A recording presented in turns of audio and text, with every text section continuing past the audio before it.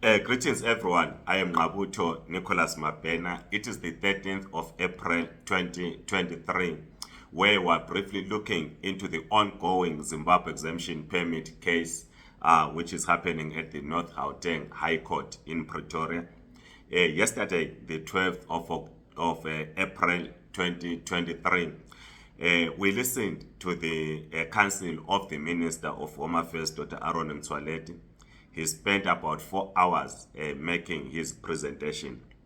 We will not analyze the presentation itself in terms of the issues that he was raising. Otherwise, we need to be in court to respond to some of those issues. So we just want to highlight some of the things that he raised without giving our own analysis on those issues.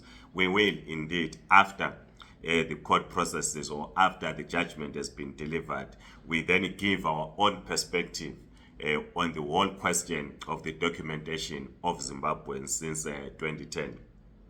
But the Ministers' Council yesterday took the court through what one would call a historical background, why the South African government decided to grant special permits to Zimbabweans in 2010. And also, he made a distinction in terms of the expiry of those permits. Remember that from the 1st of October 2010, people started to submit their applications for a Zimbabwe documentation project, and the deadline for submission was the 31st of December 2010. Thereafter, permits were being issued, which expired on the 31st of December 2014. In between, that was in 2014, there was an announcement. Firstly, there was an announcement which we'll not get into now by then Minister of Home Affairs, Naledi Pandor. We'll not get to what she said, but I think in one of the videos we did discuss what she had said. But what is key, which was also placed before the court, was the announcement by then Minister Malusi Gigaba in August of 2014, when he gave reasons of the closing down of the Zimbabwe or documentation project Zimbabwe, and then the opening of the Zimbabwe special permit. Those that are members of the civil society from Zimbabwe based in South Africa will recall that Minister Gigaba had invited us as different civic organizations, where he gave us a briefing.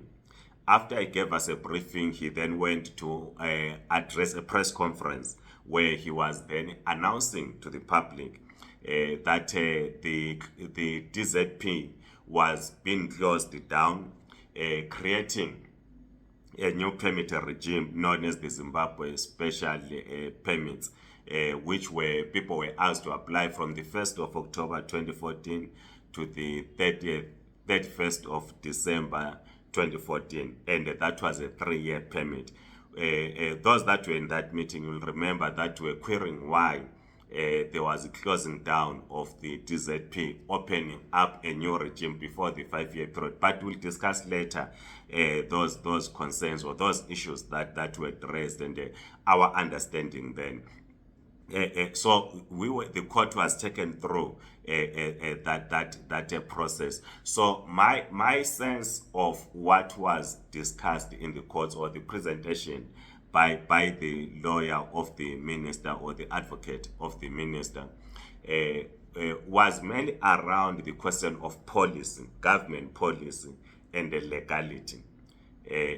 That's what dominated the discussions, and these are also the issues that the answering advocate of the Helen Suzman Foundation paid attention to, or spent time trying to punch walls into that presentation, where the issue of government policy and the question of legality, particularly the issue of consultation, to say, when the Minister of Home Affairs took a decision not to extend the Zimbabwe exemption permits, was there sufficient consultation with the holders of the Zimbabwe exemption permits? So it was an interesting discussion, where the advocate for the minister said it was impossible to consult the 178,000 plus their families and so forth, and said it was going to take years,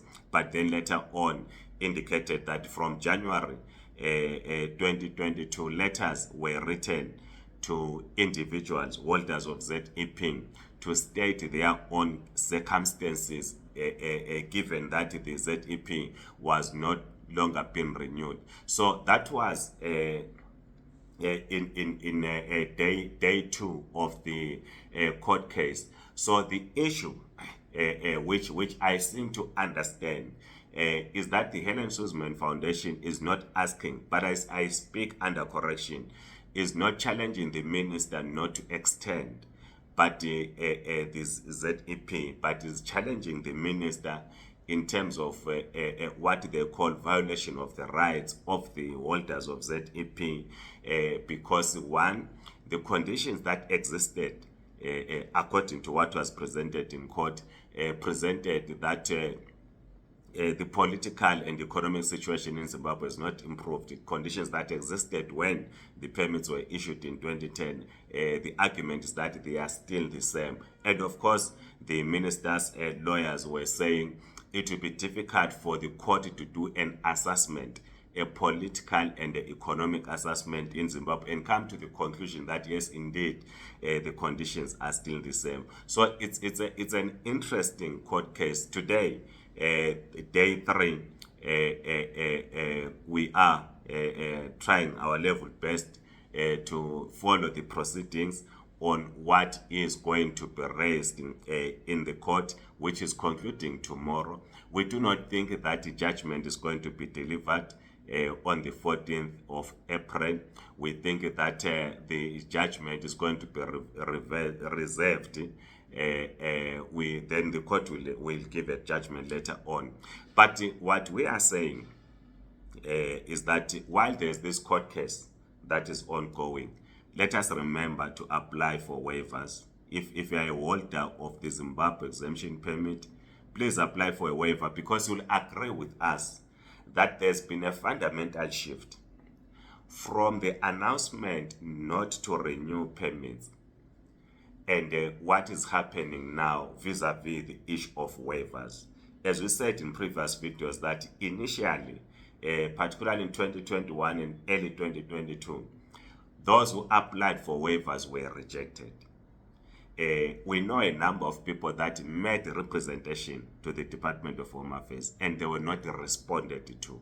Some were coming to our offices. We were assisting them with our own emails to write to the Department of Home Affairs, making their own representation. They were not responded to. But yesterday, there were figures that were given to say so many people did write to the department and this is how the department responded. But as I'm saying, we'll give our own final analysis after the court case is over. Otherwise, please like this video, subscribe to this YouTube channel. If you are on TikTok, please do not just watch on TikTok. Follow me on TikTok. I realize that I think the last video that we posted already less than 24 hours, it has generated over 14,000 views. But we are sitting at about 5,000 people that follow us. So please follow us if you're on TikTok. Otherwise, have a great day. Goodbye.